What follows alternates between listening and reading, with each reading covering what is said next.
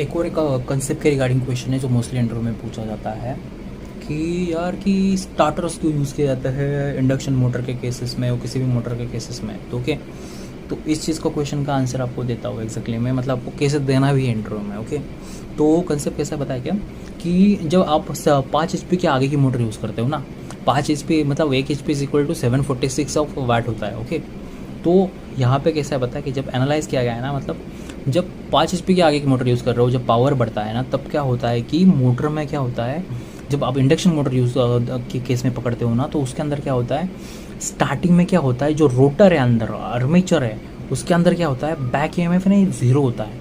कि back EMF zero होने के कारण क्या हो रहा है कि जब आप फील्ड वाइंडिंग को सप्लाई दे रहे हो, जब रोटेटिंग मैग्नेटिक फील्ड प्रोड्यूस हो रहा है, तो वो क्या कर रहा है, उसकी वजह से क्या हो रहा है कि रोटर क्या कर रहा है, वो उस मैग्नेटिक फील्ड को कट कर रहा है, म्यूचुअल इंडक्शन प्रिंसिपल।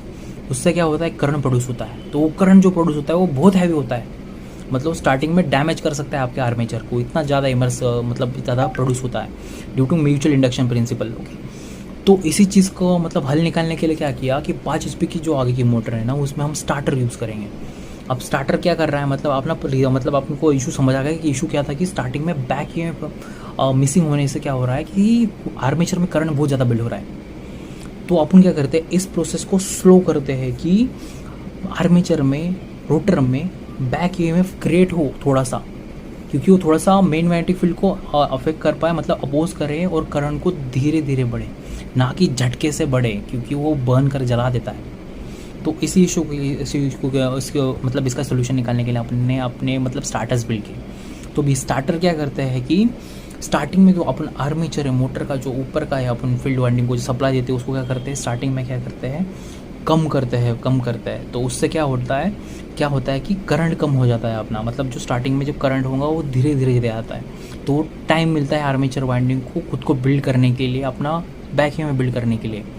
तो उसके बाद में अपन क्या करते हैं, फुल सप्लाई अप्लाई करते हैं। तो उससे क्या होता है कि मोटर का हमारा आर्मेचर भी बच गया, मोटर स्टार्टिंग में थोड़ा धीरे घूमती है, फिर बाद में अपना टॉप स्पीड पे आ जाती है, तो इससे हमारी वाइंडिंग बच जाती है। तो that is why we are using the starters.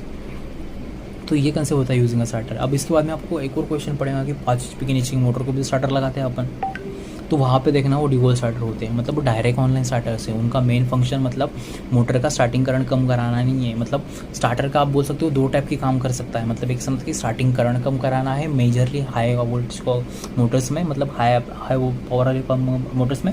और लो वाले मोटर्स में क्या होता है, इसमें सिंपल सा ओवरलोड और short circuit kind of protection provide करता है, जो आप खेतों में लगाते हो नॉर्मली। उसको ड्यूअल स्टार्टर बोलते हैं, डायरेक्ट ऑनलाइन स्टार्टर। उसका काम होता है शॉर्ट सर्किट और ओवर